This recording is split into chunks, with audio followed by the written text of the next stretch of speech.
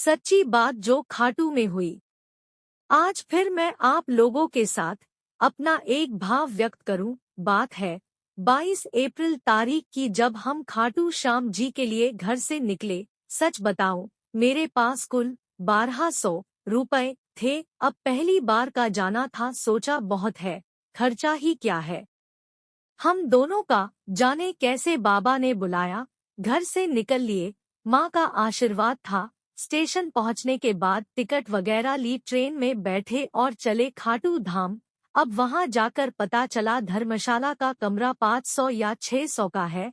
हमने 500 वाला कमरा ले लिया, यानी कि खाटू जाने तक का खर्चा हमारा 1000 रुपए तक का हो चुका था। अब मैंने रात को बैठकर हिसाब लगाया तो मेरी पॉकेट में सिर्फ 200 थे।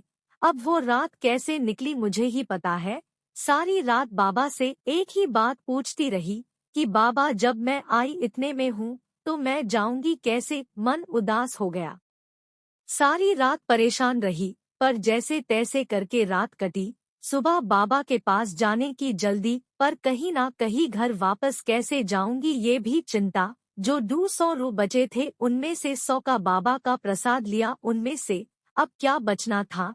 लग गई लाइन में और बोला बाबा को कि बाबा, अगर आपको पता था कि मेरा इतना खर्चा लगेगा तो सिर्फ इतने ही लेकर क्यों चलने दिया। मैं तो पहली बार आई थी, तुझे तो सब पता था। बाबा खूब रोई लाइन में ही। मुझे नहीं पता क्या हुआ वहाँ, ना मैंने किसी को जिक्र किया। लाइन में ही एक कम सी उम्र का आदमी, मतलब उम्र होगी कोई 35-40 के आसपास की, बोला दीदी मेरा एक काम कर दो। मैंने बोला हाँ भाई बोलो। वो बोला मेरा ये पर्स पीछे मेरी माँ खड़ी है, उनको दे आओ, पीली साड़ी में है। मेरे पीछे ज्यादा आदमी नहीं थे, इसलिए मैं निकल गई पर्स देने। नहीं दिखी पीली साड़ी वाली कोई। मैं लाइन में फिर आई, आवाज लगाई उस भाई को। वो थोड़ा आगे जा चुका था। मैंने कहा मुझे नहीं मिली भाई, आपकी माँ। वो बोला दीदी ध्यान से देखो वही है, आपके जस्ट पीछे। मैंने कहा भाई पीली साड़ी वाली कोई भी ना है।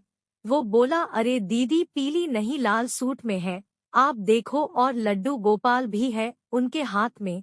मैं एक बार फिर थोड़ा पीछे गई, तब तक थोड़े लोग आ गए थे मेरे पीछे भी। मैं निकली पीछे, लेकिन यकीन मानिए कम से कम 10-12 आदमी औरत हो गए थे मेरे पीछे। उनमें से किसी ने भी लाल कलर की कोई भी चीज नहीं पहनी थी। ना लाल सूट वाली कोई औरत थी, ना लाल शर्ट वाला कोई आदमी। मुझे थोड़ा गुस्सा भी आया, अजीब आदमी है, अपना काम खुद नहीं कर सकता। मैं फिर आ गई लाइन में, मेरे पास लड्डू था तो कोई रोक भी नहीं रहा था आगे जाने से। मैं वहीं आ गई जहां मैं पहले थी। मेरे पति थोड़े से आगे निकल गए थे, वह मेरे पति के बिल्कुल पीछे खड़े थे। तो मैंने पूछा कि कहाँ गए वो भाई साहब, लो उनका पर्स दे दो।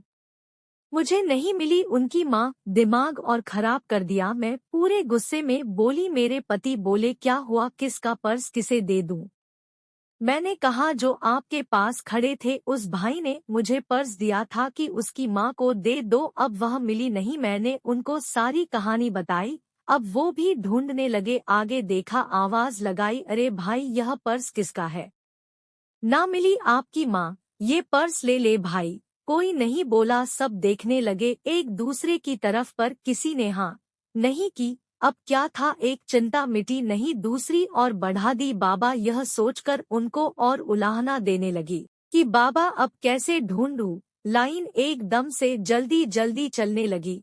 बाबा के दर्शन की भी आस, लेकिन उससे ज्यादा उस भाई को ढूंढने की चिंता। पर्स हाथ में ही था, बाबा पर कम ध्यान और लाइन में लगे हर व्यक्ति पर ज्यादा ध्यान कि कहीं दिख जाए वो भाई, लेकिन नहीं दिखे। अब चिंता और बढ़ गई।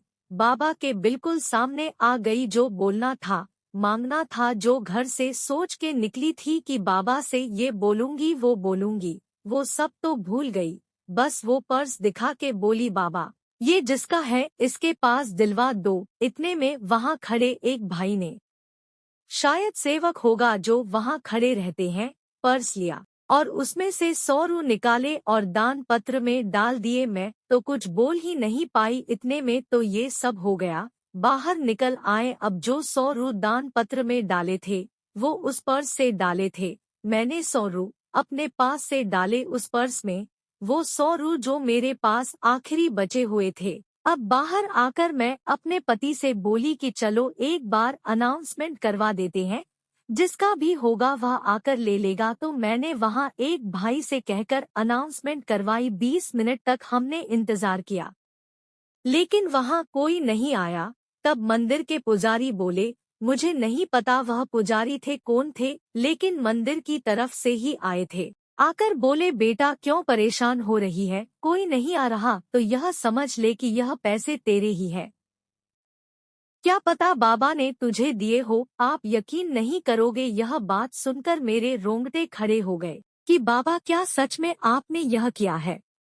मैं बहुत रोई। रोते रोते बस बाबा से एक ही बात बोली, बाबा तू सच में लाज रखता है। मेरे मालिक मुझे माफ कर दे, मुझे नहीं समझ में आई तेरी लखदातारी, तू सच में लखदातार है। बाबा, मैंने इतनी जोर जोर के जयकारे लगाए वहां खड़े होकर, मुझे नहीं पता मुझे क्या हो गया था। लेकिन मेरा बाबा सच में दयालु है, सच में बहुत ही दयालु है, वह लखदातार है। अपने आप को समर्पण करके तो देखो, वो आता है, वो आएगा और वो आता रहा है। मैं नहीं समझ पाई बाबा तेरी माया। बाद में हर चीज समझ आई। लाल सूट भी मैंने ही पहना था और लड्डू भी मेरे हाथ में था। बाबा कैसे और किन शब्दों में शुक्रिया करूं तेरा।